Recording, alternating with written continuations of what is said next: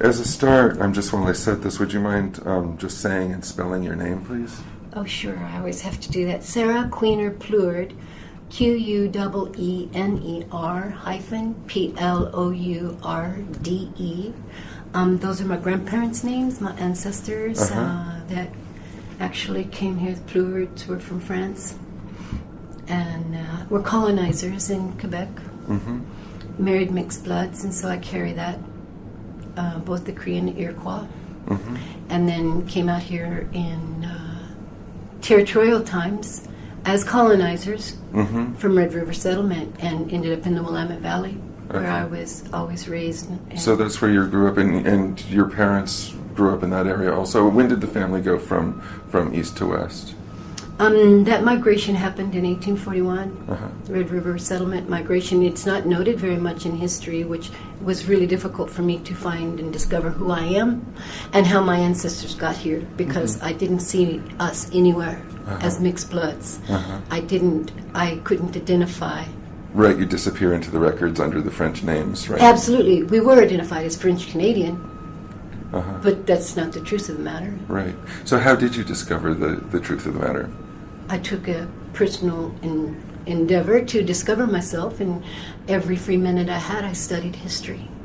Canadian history, fur trading history. I tell people I'm stuck in the fur trade. And so now that I have some, I still have questions. Like on the drive-in, I wonder how. I understand the dreams that they must have had, where they could go someplace and just live life and not have to be continually battling. I come from Louis Riel's people, and it was constant rebellion in Canada as mixed bloods. We're strong people. But my ancestors that came out here, Francois Plourde and his Cree wife, a mixed blood wife, Susan Dubois, they were in their 50s when they came out here. They already had half their family developed. And to leave the homeland on foot to reestablish themselves is huge. And so I still think about what they must have been experiencing, and then to see that dream not fulfilled in this territory, that it didn't become British territory after all. And they didn't go back home. They didn't go back home to Canada, because by that time they were 20 years here. They had been here almost 20 years. But by the time we became states, and so they didn't go back. They were too old to make that journey again. And so I often think about just their whole process, and try to tie that into my whole life. And so I'm up here with people that I'm just now beginning to know, and there's a lot to know.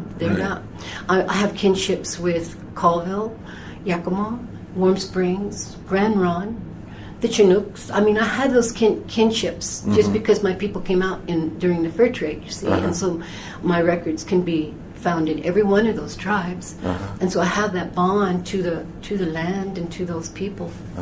So you grew up in the Willamette Valley. I did, the southern tip. Okay, and what was the immediate community that you grew up in? You mean what was the atmosphere? Or just what was the whole setting? What was the town? What was the community? It was a very racist lumber town that had slowly started to collapse. When the timber industry was maxed out in those days, and then, we didn't have social economic things set up for people. I mean, the injuries were immense. My grandpa was one of those that was injured in the early logging days, and so what does a man do with the rest of his life when you don't take desk jobs back in those days as a male? It was all physical labor, and so I don't know. It was a racist town. It's totally different today. It didn't have acceptance of people that were non-white. If you had any tone to your skin, you got called names. You got treated this way. If you ran for school office positions, you didn't get it. It didn't matter if you were an A student. I mean, it showed up in all kinds of ways. Academically, my advising wasn't appropriate, and they didn't encourage me to become myself, and we didn't talk about racism and being quiet. We learned to be very quiet in that community. Right. Just work, and just be quiet and live our lives. And I kind of attribute that quietness to actually beneficial in some ways, because we lived our traditions, what traditions we did carry in hunting and fishing and gathering, and the community, the family community-ness, and the whole kinship, the cousins and aunts and uncles and everybody that stayed with us. Mm-hmm. and that made us even more bonded to those old ways. To be able, because we were raised to respect guns, to respect fire. We didn't have play, toys, bam bams, and all that stuff like kids have grown up with in the last 30 years. We didn't have television. We didn't have gobs of toys, gobs of books. I don't remember those things. We didn't have them. Grandpa made us things. You see, we had, and the land itself gave us things. We learned to walk the railroad tracks and balance ourselves, stilts, walk fence lines, run on rocks, barefoot. All kinds of skills we developed, but they were skills, they weren't toys. Mm-hmm. And so I think I had a real unique life to live. And we weren't afraid. We didn't grow up in fear. We knew our neighbors. And as a child, my cousin and my brother a year younger than I, we knew our country like nobody. We knew where to go on the hills to spend the day without supervision. No one worried. Because of the way we were raised, there was a responsibility for our own self and each other. And so, we didn't play around with fire, and, we didn't create threats. Mm-hmm. So it was a real unique way to grow up, even though it was a racist community. Right. About that racism, can you say a little bit about, you said earlier that your own history was kind of hidden and that you had to discover it. Oh, I had to dig deep. Yeah. So before you did that digging, can you just talk about your own sense of your own kind of self-identification? I didn't have one. I knew they called us, my family said we were French, Canadian, and Indian, but what does that mean? So I didn't really have one. I tried to fit in. I have pictures I posted to my family and friends back in high school, where I was just covered with makeup and I did these horrible things to my hair, trying to be a part of the whole movement. I was in high school, I did identify with the assassination of the Kennedys. I was in high school when my uncle supported the Vietnam War. And so I felt like my eyes were opening during that time. And that gave me an identity beyond my community to the bigger world, which I didn't have before. I don't know. I didn't know much about the bigger world. Well, yeah, can you talk about the process of learning about the bigger world? And, it sounds like your own sense of kind of your own identity in the broadest sense, but also maybe your own political identity was tied up with those kinds of years of discovery. Can you talk about that process or how you experienced those years? Political. Well, see, I think politically I have to define that sense of rebellion that we had. We would make jokes in high school that we were rebels without causes and stuff, because we had a sense of identity when it came to treating us wrong. Mm-hmm. Even if we didn't have a big understanding of racism, we knew how to understand it. We knew how to interpret it. We didn't have a label for it, not yet, not in our community. I didn't have a political sense. When Kennedy became president, I was awed that so many people people's faith had changed. I could feel it everywhere in our community. And it seems as though they had hope. I never became a big voter. I never really became part of the political anything until I started going back to school, which was in 2004. I was a high school quitter. I dropped out. There was no place. I'll go make myself in my place in the world, and I never did. I never did. And so when I returned to school, all sorts of doors opened up for me. And of course, by that age, I was in my 50s, and I had perspectives of my own by then, but I still wasn't a big voter. What about the civil rights movement? How much, you talked about the Kennedys. What about figures like King or Malcolm X or They were like in the background, like whispers because I don't know that we didn't have blacks. In fact, I actually grew up knowing that my grandma passed on certain things to us. If there's more than two of us dark-skinned people walking together on the streets, it's trouble. And there was an ordinance still in town when I was still there. I left in 1966. And so my grandma had said that the ordinance was still there in that Oregon town that didn't allow us on the streets after dark. And no more than two together, ever, of people of color. And I didn't know what a black person was. I didn't see a black person until my stepdad got a job with the railroad temporarily, and so we kind of relocated in the outskirts of Springfield, Oregon. And I saw my first black person, and I cried because they frightened me. I'd never seen them before. And so when I got called racist names as a child, I couldn't really figure it out because I didn't have anything to put it on. Right. And when King was talking, you didn't necessarily see him as talking about the same thing that you were experiencing in Willamette. No, I didn't make those connections until after, I was older, and I started using my brain and trying to connect myself really to the world. And I really didn't start connecting myself to the world until the 80s, and I really started digging into my. That's when you started doing the historical work about your own family. Yeah, and it's a lot of processing.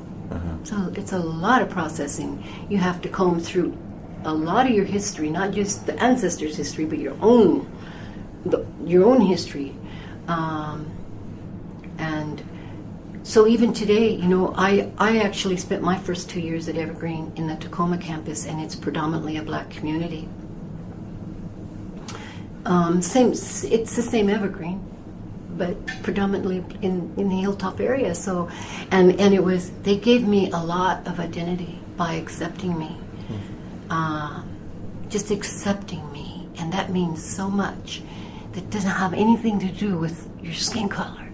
Just that acceptance into the community was huge for me. For probably one of the first times in my life, I really feel a place. That and I don't and in Indian country I'm finding it more difficult because number one, I'm new here, and even though I have all these affiliations, there's a social networking that it's a process of its own, and it's slower. Those people just decided they liked me and then decided they loved me, and I can't wait to walk with them in June. They will always be with me for the community feelings that they allowed me to be a part of. When Obama was elected, and I voted this year for the first time, and I can't tell you how long. Yeah, you said you were talking about kind of becoming a voter or kind of entering politics on that level. Can you talk about that transition for you? Now that I'm in Evergreen, I never dreamed I'd be in Evergreen. Everything started, I can't separate things. Everything to me is circular. Everything is connected to everything else. Political, economical, medical, ecological, physical. It's all, I make no separations. And so this year I was watching. I live with my oldest son, and I watched him build excitement when he saw that Obama was going to run, and I kind of went with his. I kind of supported him, and it's good to see people unite and have that sense of hope again, which I don't think we've had since Kennedy. And maybe that's because I'm mixed blood. Maybe that's because I'm Louis Riel's people, and I really don't tie to the government any more than they did. I'm all about self-growth, community growth. We have that ability to do that, and to be self-reliant and know our human rights, like they knew their human rights. But when my son started getting excited about Obama, I started getting excited. I read his books, and when it came time to vote, I cast my vote this time, and it was wonderful to see somebody of color make it that far, to make that mark for colored people. Do you remember the moment when you first thought, wow, he could do this? I can remember feeling anticipation when he was trying to make his decision, and then I wondered, and I even questioned my own decisions. I knew I was going to vote for him because of being a person of color, and then there was a female up there, which is just as important, and so I questioned my own decision, but I stayed with my decision. Yeah, you talked about the kind of contagious quality of your son's enthusiasm for Obama. Can you say a little bit about, in generational terms, how you understand the differences between your own kind of outlook on the world and your son's? Yeah, we still have some difficulties, but it's slow. We're starting to get there. It's like a set of dentures, They don't really fit very well at first. How old is he now? He's my oldest. He was born in 1966, and I think that makes him 44 this year, but don't quote me on that. I have to do the math. I think he's 44 this year. He seems older than that to me. But he was excited because he had read Obama's books. He had checked him out. He doesn't just go with the flow either. He always wants to know why he makes the decisions that he makes. Even if it means standing alone in your decision, he wants to know his own. And so I watched his whole process, and I could relate to that. Hope for change. I remember him thinking, well, maybe this man will bring some change. And then we started watching some of the broadcasts, and it wasn't about him bringing change. It was about the people bringing change. And now he's had to, he climbed the ladder. He went through school and got a good job with a big company. I can't say a good company, a big company. And in order for him to keep that job, he's had to be working in Texas. That's not where he wants to be. And so it's hard. It's hard that, because he always said, if I can do it, anybody can do it. We still have a lot of separation in the generational gap between he and I on some things like that. And I felt like when I was at the Tacoma campus that I actually was a bridge in the generational gap, because those are young people, much younger than him. More of them were the age of some of my grandchildren. In their 20s. How many children and grandchildren do you have? I have 5 children, and I have 6 grandchildren and 1 great-grandchild. Okay.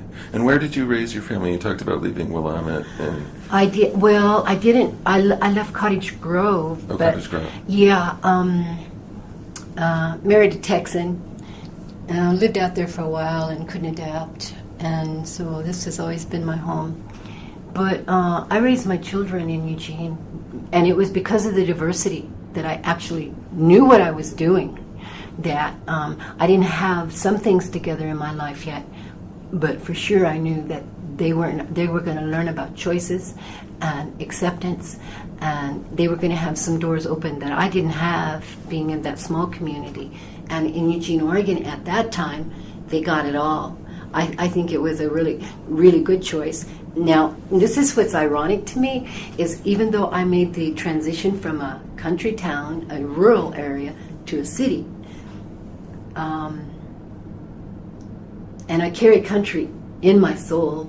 I live for these trees and the wind and the rivers, and to raise my children in a city just so they could have exposure, good exposure to plays, to song, to activities, to people of all colors.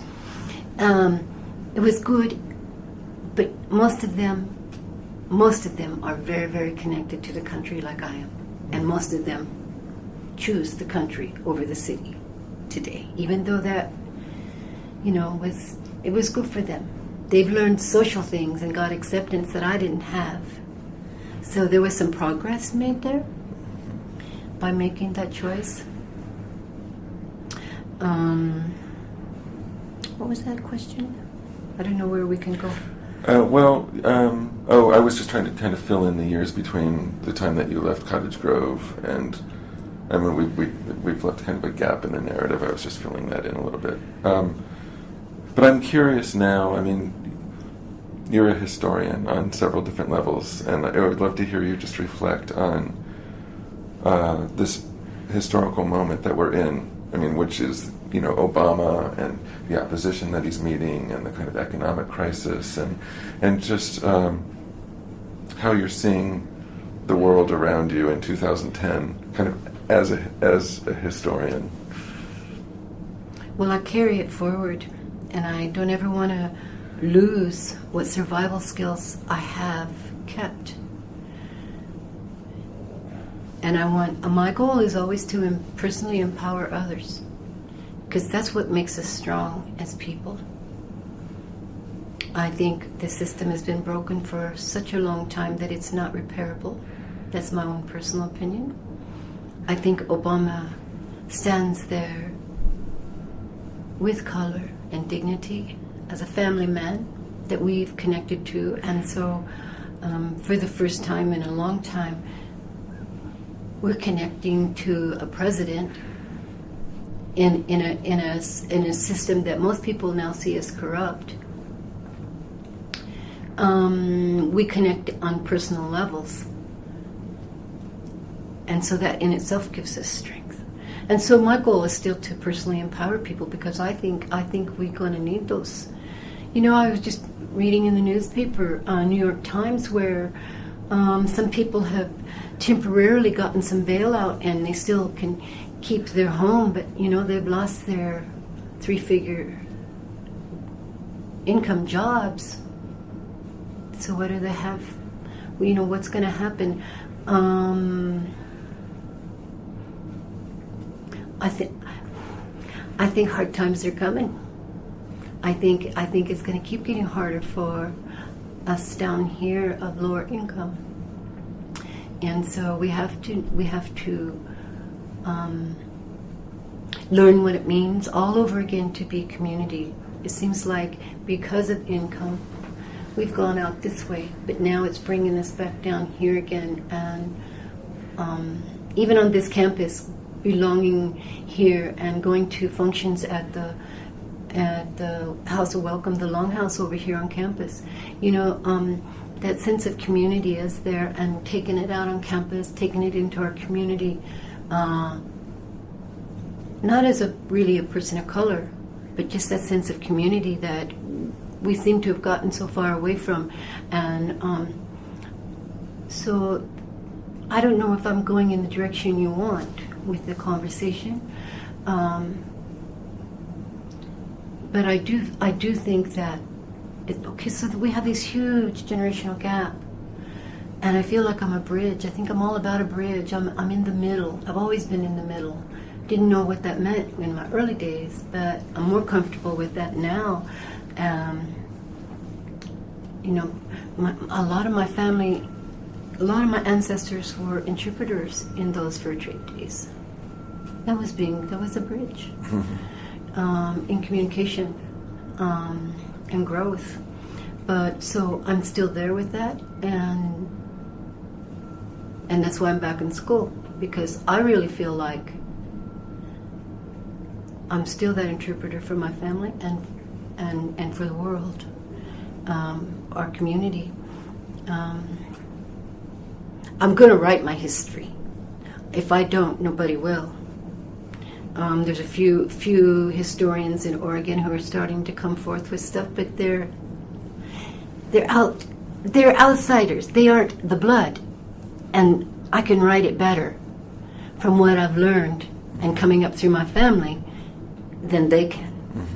So that's my goal, and it's really hard while I'm doing all this academic stuff because the writing is separate, and to make the time to continue the writing is really difficult. But you said you're graduating in June? With the BA, and I've applied to the tribal MPA program here. I don't know that I get accepted, and it's okay if I don't. Because number one, I was thinking this morning, I didn't plan being a part of Evergreen, and look, I'm here. I don't need to worry if I don't know what door is going to open next, really. And to be able to trust that it's better than what I could actually think of for myself. I mean, this is what I think I want to do, and think it's the right door to knock on. But I don't know. There's a sense of adventure in that too, to wait and let's see what the unknown gives to me. And in the meantime, I continued to be a bridge. I went through a Native American class this last quarter, and it was very, very difficult, but very, very engaging. It was the first time in my whole life, and I'm going to be 62 in May. First time in my whole life I sat with a mixed group of people, and we had to be real with each other because we were interpreting history. And there was definitely at least 2 strong perspectives in that classroom. There was fear, there was anger,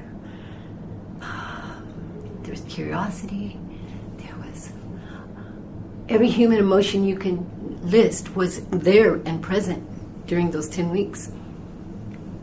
And to take that and apply it and to actually to grow and feel like we bridged our languages and our perspectives because that class existed was amazing to me. I had no idea that was going to happen, but Evergreen, we have the opportunity to really learn diversity in our classes because we work on projects together, and so of course we're going to have to confront some of our barriers in language and perceptions, right? And so this class, we all read the same books, but boy, did we have different relationships to it. And so for the first time, I felt like I was as real as I could be to coming from the Tacoma campus, from the Black community, to predominantly white community, although it's diverse white. It was major for me. It was huge, and what I found was I had a lot of barriers inside the classroom. I still had my self-protection from when I was a child. It was still there and very evident. Evident. I mean, you felt some of the same feelings. Absolutely, I did. I protected myself, and but on outside of class, when we would really communicate about what we read or our perspectives outside of class, and those bonds deepened, and we became more like-minded. And we shared heart spaces. Sometimes we cried, sometimes we laughed, sometimes we shared food. So the more we bonded, the more things politically changed inside the classroom. That's what I saw happen. So by the time we finished that class, it was strong, and nobody really wanted to see it end. You see, that community built, that bridging happened because of the class and because of Evergreen being what it is, made it possible. Yeah. I have a couple of questions about that. I want to come back to it in a second. But first, you used the phrase diverse white. Can you say more about that? How I define diverse white? Yeah, or just what you meant by that, what you were referring to.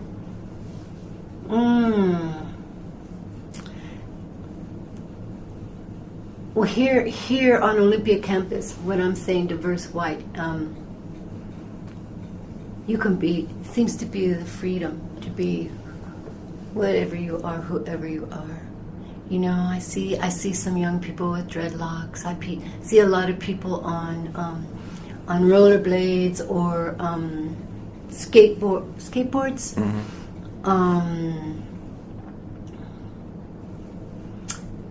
And it does, I don't know, there's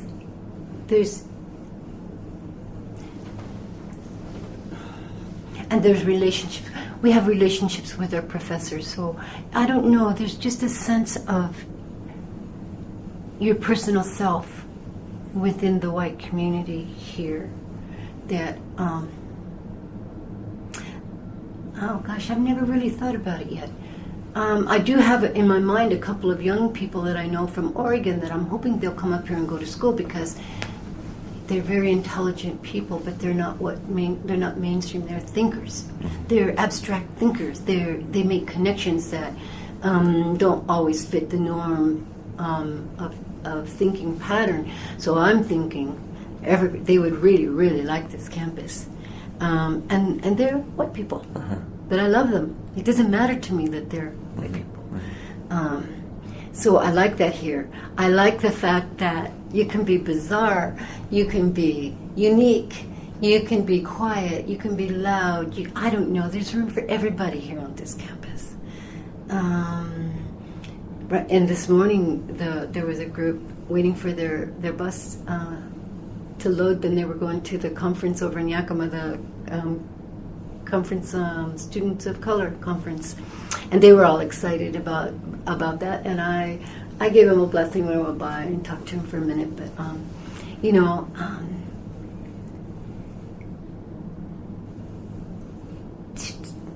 I don't know. This is just amazing what I'm discovering here on this campus with diversity and what that means to me. I need to chew on it a little more.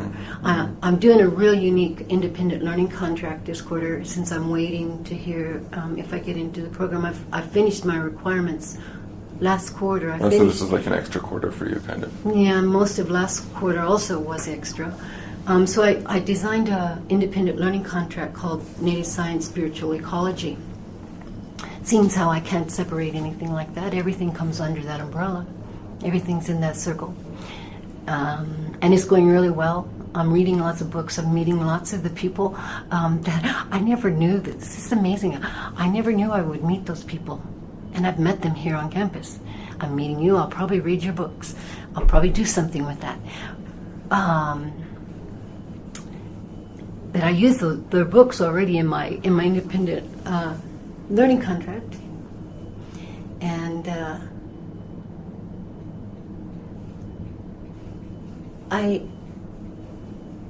I'm becoming more myself through the whole process that probably would not have happened had I stayed out there in the other, if I had kept my thinking that Evergreen wasn't for me. I didn't understand what Evergreen was. And so, and that's why I say I don't really fear not knowing if I get into that program, because I know something good's going to happen still. You were talking before about that extraordinary kind of community building experience in that course. In the Native American program, right. Yeah. Can you talk more about that as a kind of model for the kinds of things that might take place within the society at large? I mean, what are the opportunities that we have as a culture, as a society, to make those kinds of bridges that are so necessary but are so lacking? What we discovered as a class on our own was that there's linear thinking and there's circular thinking. And my study even, I'm seeing there's two views. There's a linear thinking that the system is built, still trying to maintain, and then there's circular. A lot of people that used to be on the linear side are now coming over to the circular side. And academically, I'm reading great works of professors and scientists that have actually come over to the circular thinking, where we're all connected, and all things are connected, and even down to our thought lives. And going to Dr. Emoto's conference last night about even how we think about water. Our thoughts are that powerful in the circular thinking. Say more about that. Well, when he was closing, and this is one of the things I'll hold with me forever about him, because he's even older than I am. But he says, I do this because I have grandchildren, and I care about the future of my grandchildren. So he takes his messages out about healing our water, healing our bodies, which is going to heal our communities. And I do that too. I think about my grandchildren a lot. I think about, they know that I quit high school, and then they saw me go back, and they know that I really committed. When I committed 100%. Didn't mean I was going to back out just because the going got tough. Tough is always there, so my grandchildren are going to remember that somewhere. They're going to remember that when they need it, that I came back, because it's through the educational system that I gained the language I didn't have before. I have, and if it's not the spoken language, it's the spirit that I can connect with other people that I wasn't able to do before. Always remaining over here on the outside. Even when I go to powwows, I dance on the outside. I don't dance with the group. I dance along the outside of that group. Someday I'll maybe know what that means to me, because right now I really don't. Not fully. But mainly for my grandchildren, because things are tough and they're not, the way our curriculum, I'm really, really concerned about the curriculum in our school systems and how it puts us to sleep. If we can't identify, and I'm speaking personally, if I can't identify myself in that curriculum somewhere, none of it's going to matter. And I'm going to start nodding out, going to sleep, being bored, wishing I was somewhere else. And that's no different than what they're experiencing now, the dropout rate. And it shouldn't be. In 2010, I am appalled that we as a society have not achieved higher places spiritually, that we haven't redesigned things for our own offspring. And to see them quitting, to see the suicide rate be so high, all the dis-ease that we experience, I'm appalled that we have not already done something for tomorrow. Because we have all of our past to look at. It's all there to look at, to make decisions by today. Because there are leaders, and I really believe that our leaders are leaving us, not the mature leaders, but the leaders of tomorrow. And they're brilliant. They're brilliant, they're intuitive, they care.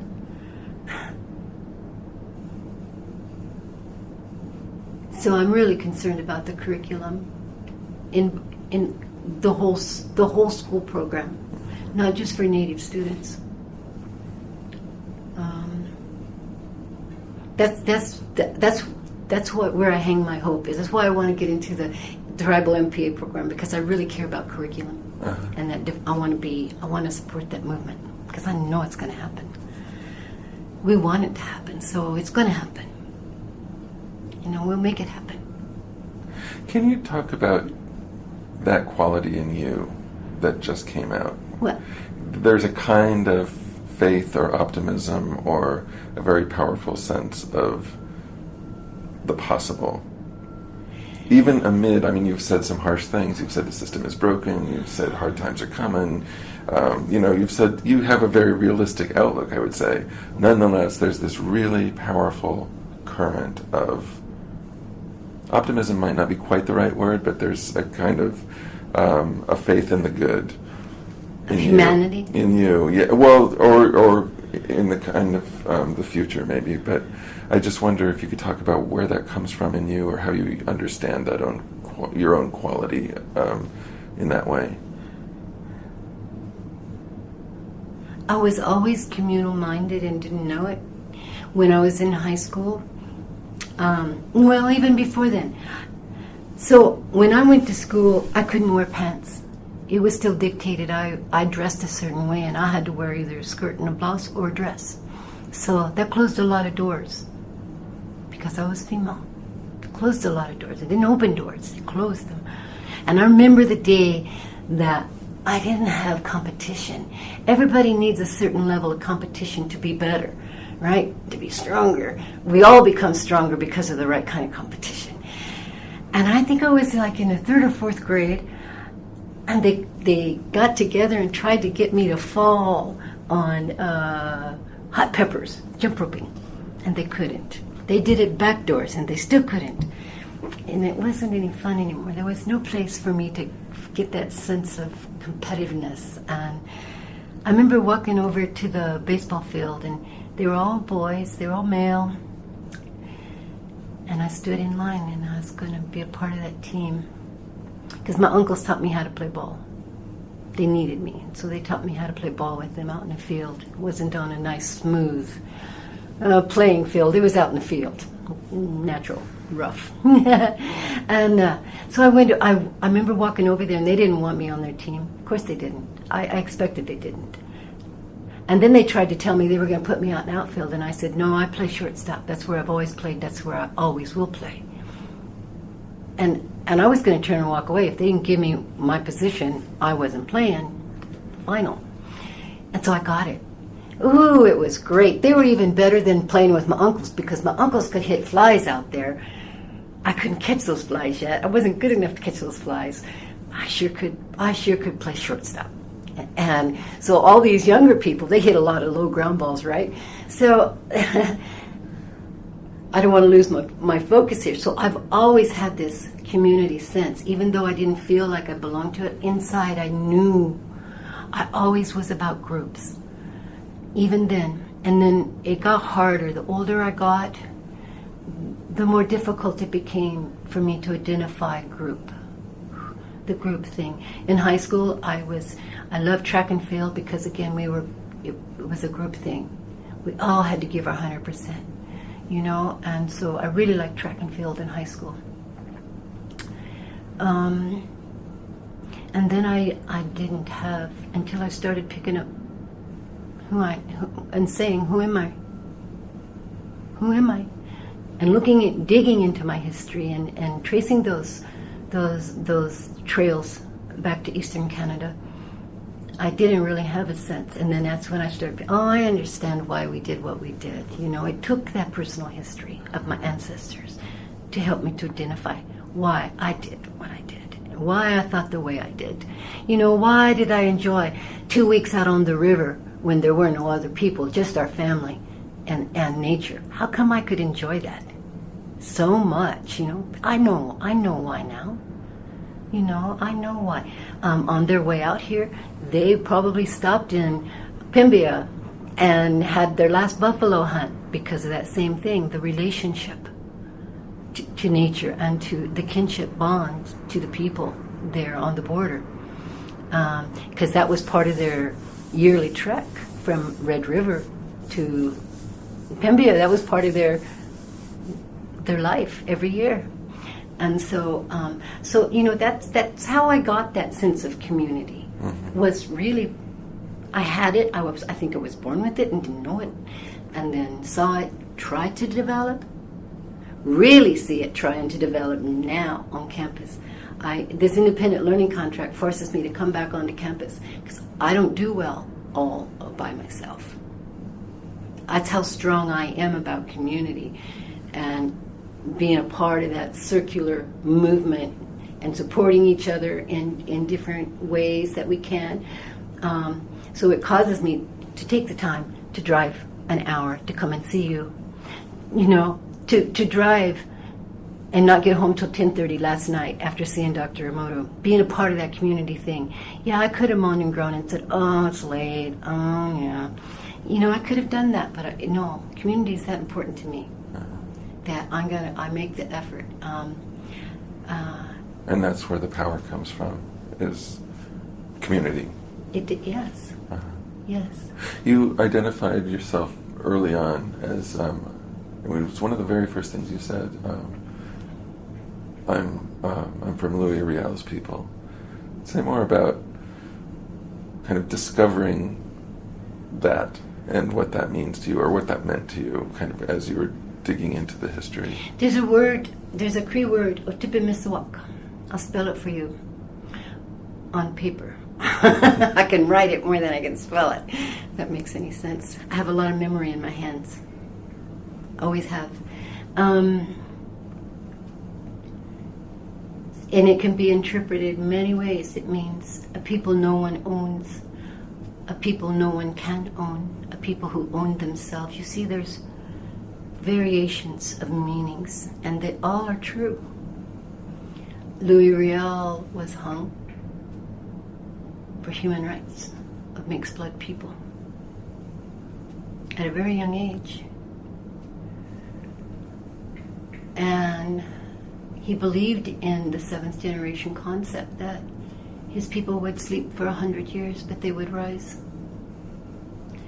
And so I think we have an important place in life still as interpreters, as those mixed blood people. Because we walk that dual life. Every day that we breathe, we have to walk it as mixed blood, as Louis Riel's people. We don't get to say, well, I'm this, and so I believe this way. We have to take it all into consideration. And our flag is the infinity. We took it from the Scottish. The two X's, the two crossroads, and we made it circular and made it the infinity symbol. And that is our symbol, and it's very powerful to me. Knowing that it was like this, but made it. And closing. And when you open it up, it is nothing more than a circle, and what you can do with that circle. You know, so knowing that I come from him helps me to identify my own personal strength. Because he gave his whole life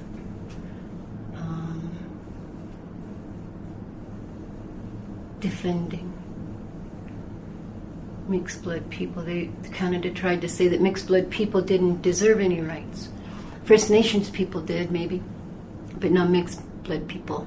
You know, and then it went into the road allowance where they actually didn't have homes later.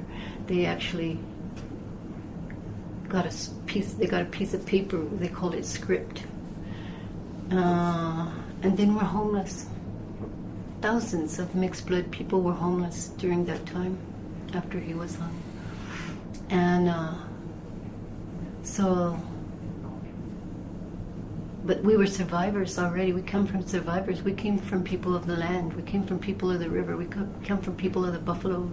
You know, we're so mixed blood. We come from people of Scotland. We come from people of France. People from Holland. You know, we're so mixed blood. We're such survivors that, so we had to start over again. And we did. And it gives me a lot of strength knowing that we still live today, that we are so strong and so healthy and have resisted and adapted to so much change that we're still presenting what's important to us in this day and age, hundreds of years later, against the same political system. So, yeah. I don't know, some people don't look at Louis Riel as much of a leading figure, but he was one of our main figures. And I don't know, I did some territorial history because I'm new to Washington. had a pretty good grasp on Oregon history, but not Washington history, not really, because mine didn't. Some of mine did stay along the Columbia. I come from two or three tribes of the Columbia River also because of the fur trade.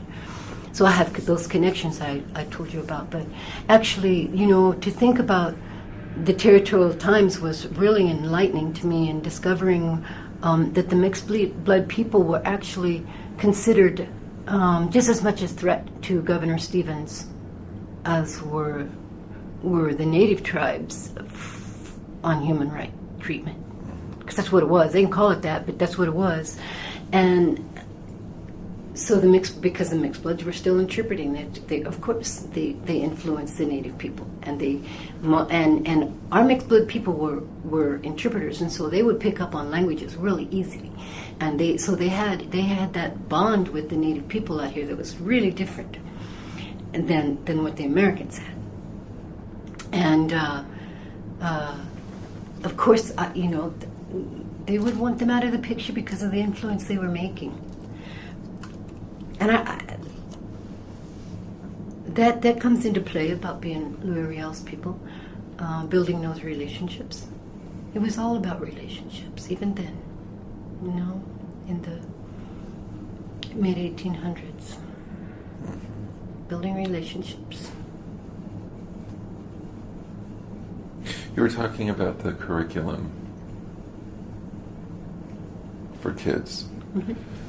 What are the things that you've learned in your studies that you really wish were common knowledge? What are the most important things that are missing from what we're teaching our kids?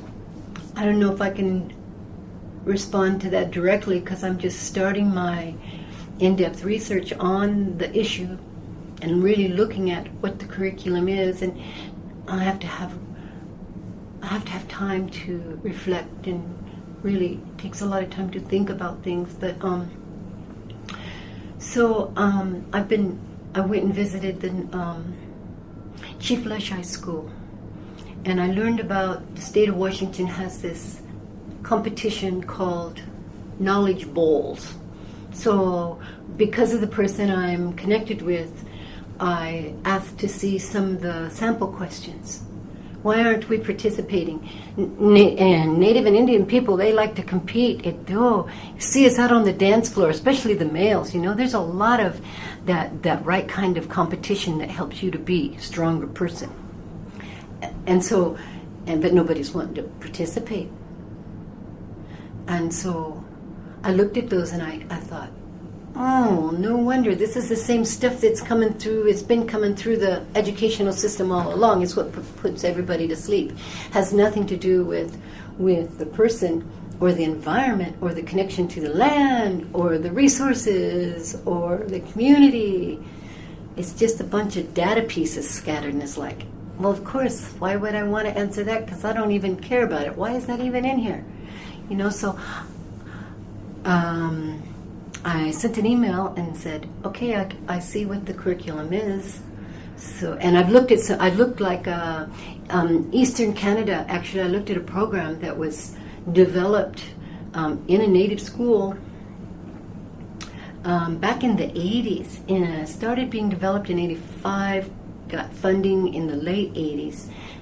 Now the funding has dwindled so much that it's starting to slack off and dwindle, but they actually took and rebuilt their curriculum for their students,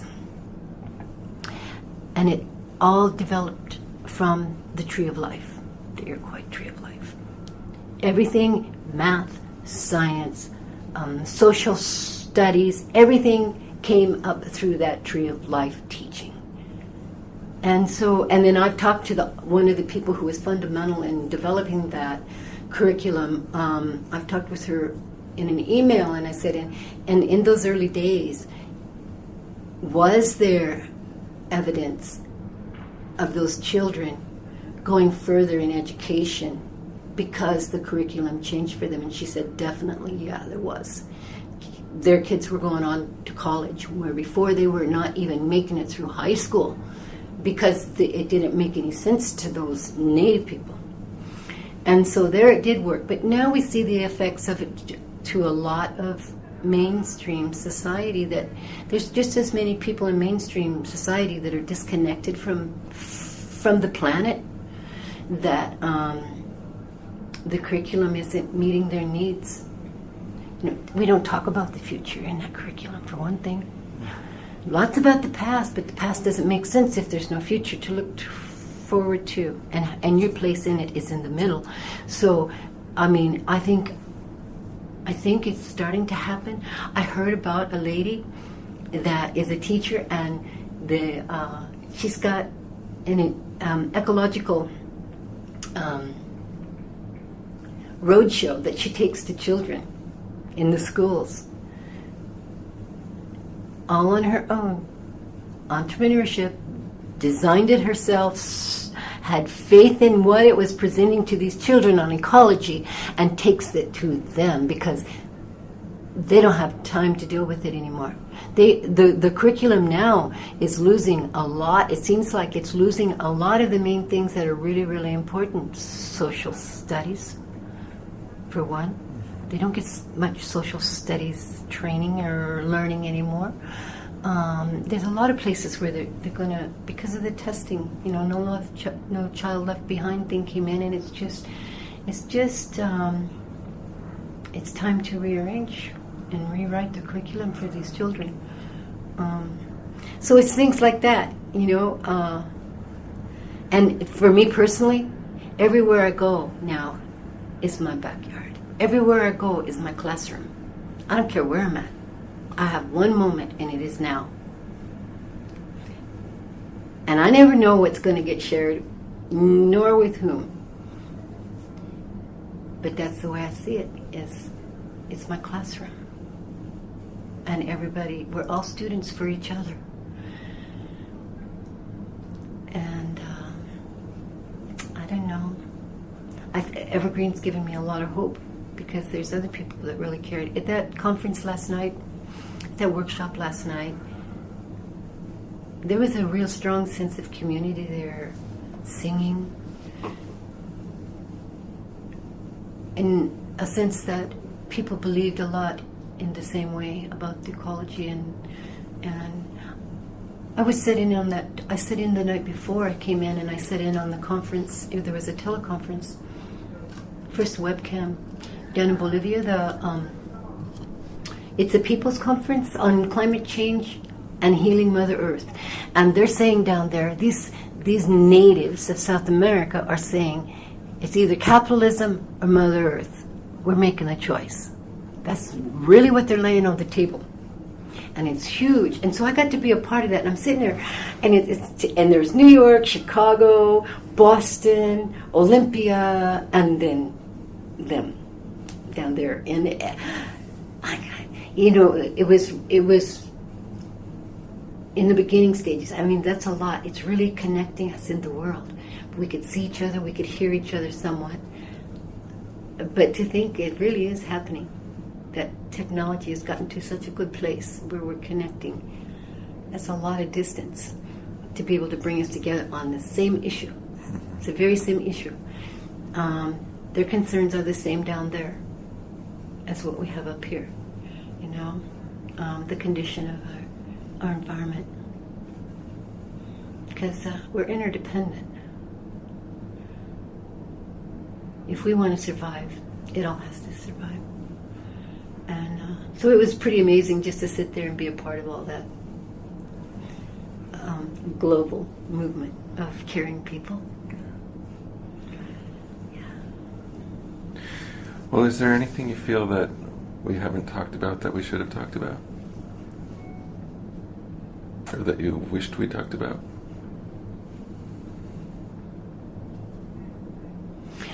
I think I just want to really let you know how important I think it is for bridging generational gaps. It only takes one generation to forget something. It was my youngest son, who'll be, if my oldest son is 44, my youngest son is 33. Makes it easy for me.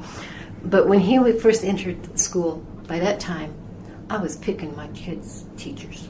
In Eugene, I could actually go in the county as long as I transported them on my own, I could actually hand select their instructors. So I took advantage of that. And I got them into a little bit of a liberal school. It was still a public school, but it was a little bit liberal. It wasn't magnet arts, but it was leaning towards it. And he came home and began teaching me about recycling. And it changed my world. He set it up in the garage. He was in the 2nd grade. He set it all up for me, knew exactly what it was all about. He was very much present. And he'd come home singing old Beatles songs that I grew up on. So he had a pretty amazing instructor. They closed every day with a Beatles song, a hard song. And so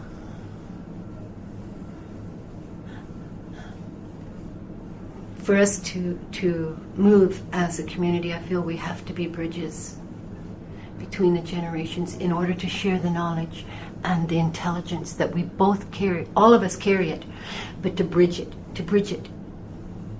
we have to learn to listen to each other.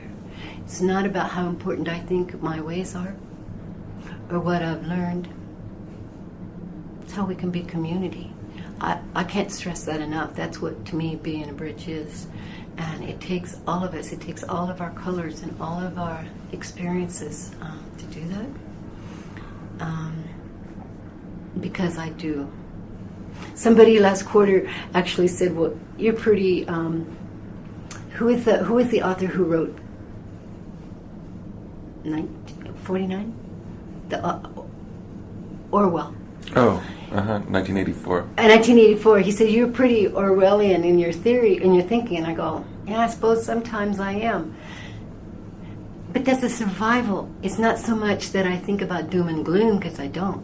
But, you know, to be that we can survive. Us who care can survive.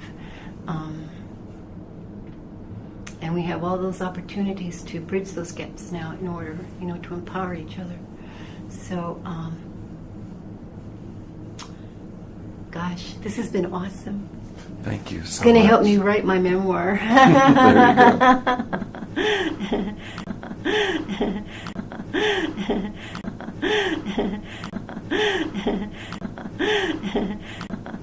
go.